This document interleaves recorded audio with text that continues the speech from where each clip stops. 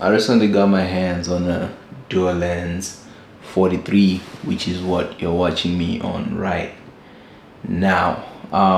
When I did a lot of research on these lenses, one of the main things I liked about them was the price point. I think they come down to around $999 US and about 1,400 Canadian.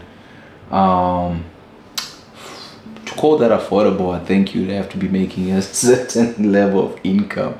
But I think for what these lenses do, and I think that they're on sale for probably the rest of the year and they're likely to go up. Just looking at the price point for lenses in this price range, where I feel like it'll come down to around 1,500 for each lens. These lenses do certain things pretty well. Like there's this crazy flare that the lens produces. I think it's called the rainbow flare, that the lens produces when you put it directly into light. But one of the main key things I like about the lens is just how compact and tight it is. We've taken these lenses in run and gun shoots whereby people just think, oh, that's just a photographer, but they don't actually know you're actually filming an entire short film, movie, whatever you want to do. And I think that's something that makes these lenses special for me. Right now I'm on the 43. 40 has always been sort of my favorite focal length.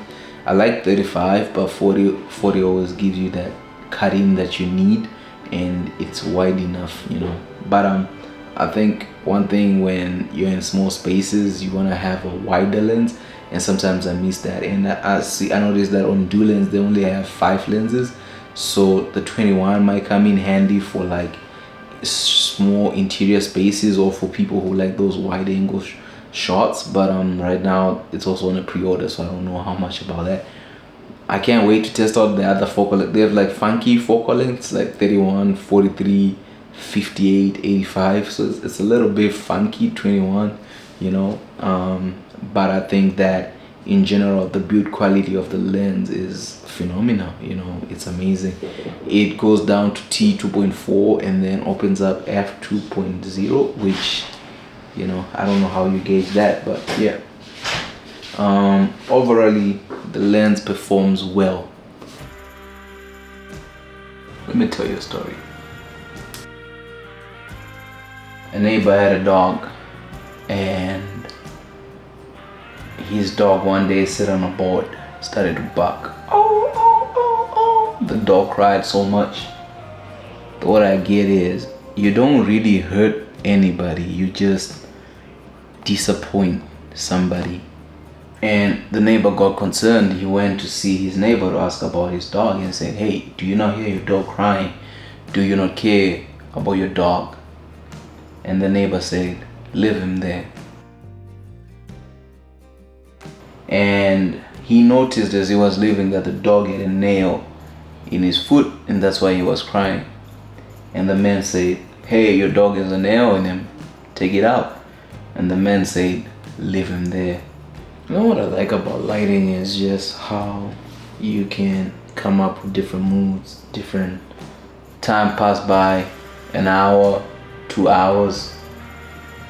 In the 3rd hour, the dog stopped crying and the man came back fearing for the worst. But he realized the dog had moved out and left the nail. Moral of the story is, if you're in pain, if you're feeling some type of way about anything, you have to stand up. You don't have to be in the dark. So often, people ask like, what's cinematic? What is whatever? But I think a lot of times it's about story, intention, and what it is that you're trying to do.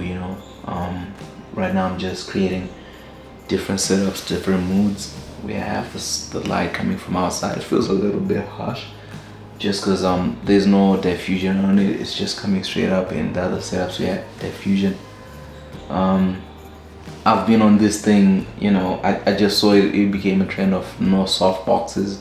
I'm not a big fan of the soft box. I feel like